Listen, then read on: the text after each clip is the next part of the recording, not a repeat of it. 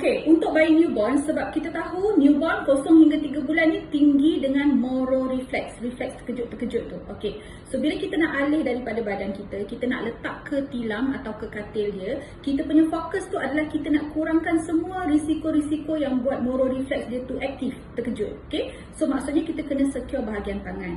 The best is kalau kita bedung siap-siap. Tapi saya tahu ada bayi newborn yang tak perlu bedung. Contohnya bayi easy going. So, sama ada anak anda berbedung ke tak berbedung ke, fokus kita tetap sama. Kita kalau boleh tak nak buat tangan dia tu tersentak, sebab moro reflex ni paling buat bayi tersentak tu di bahagian tangan dia tu. Kalau kita dah bedung baby, senang sikit. Kalau kita tak bedung baby, kita pegang sikit bahagian lengan dia ni.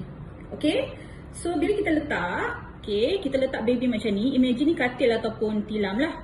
Of course sebab ada lengan kita ni kan. So ada sedikit halangan dekat situ. Tapi tak apa, kita letak macam ni. Lepas tu kita pegang kepala baby dan slowly baru kita terbalikkan dia.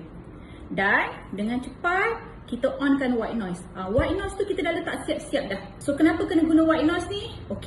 So sekarang ni white noise dengan bedung ni dia macam best friend tau. So bedung ni tugas dia untuk tolong secure bahagian fizikal. Tangan, kaki, jangan merayap sangat, jangan tersentak-tersentak sangat. So siapa pula yang nak tolong securekan otak baby? Sebab waktu tidur, otak kita ni tak berhenti. Especially baby.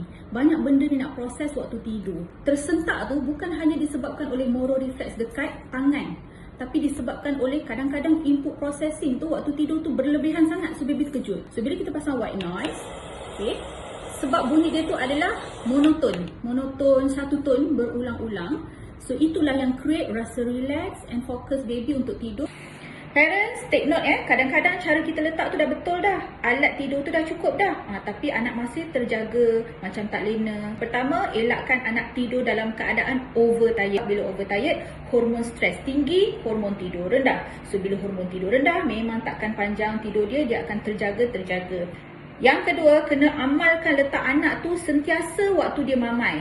Bukan waktu dah deep sleep tak sedar apa tu. Kalau kita letak waktu mamai, maksudnya dia ada peluang untuk sedar. Untuk ada pengalaman, aku diletak, aku dialihkan daripada badan mak dan ayah, letak kat tempat katil ni dengan bedung dan white noise. Maka waktu tu lah dia tak akan lagi panik. Bila sedar dia dah kena letak. Dia dah rasa biasalah sebab dia dah banyak kali sedar, ada pengalaman diletak dalam keadaan berbedung dan juga white noise, bukan dekat badan mak ayah. Saya harap perkongsian hari ini membantu untuk anda letak anak ke katil atau tilam.